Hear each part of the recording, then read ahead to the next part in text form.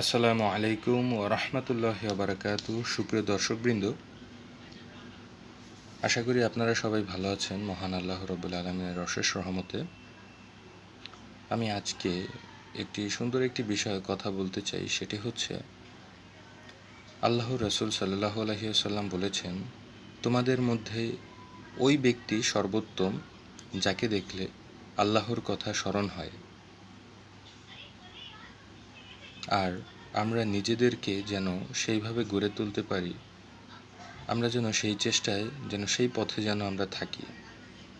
কারণ বর্তমানে এমন একটি সময়, আমরা অন্ধভাবে আমরা অন্যকে অনুসরণ করার চেষ্টা করছি।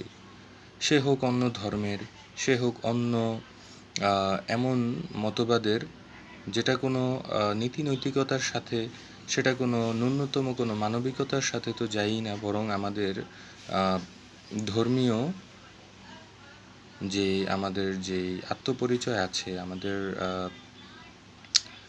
ধর্মীয় জ্ঞান থেকে তো দূরেই বটে অবশ্য, সেই সাথে সেটা ন্যূনতম কোনো রুচিশীল ব্যক্তিবর্গের সাধারণ কোনো চরিত্রের সাথে খাপ খায় না। তো আমার এই কথা বলার উদ্দেশ্য হচ্ছে, আমরা যেন নিজেদেরকে সর্বোত্তম রূপে যেন গঠন করতে পারি। আমাদের তো সেই সর্বোচ্চ সেই চেষ্টা থাকতে হবে, কিন্তু বর্তমানে আমরা এমনভাবে চলাফেরা করছে সাধারণ অনেক মানুষ, যারা দেখলে মনে হবে তারা অন্ধভাবে যাকে দেখছে তাকেই অনুকরণ করছে।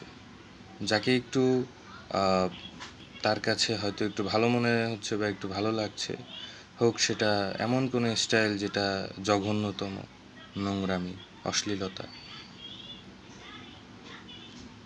আল্লাহ আমাদেরকে সঠিক বুঝ দান করুন।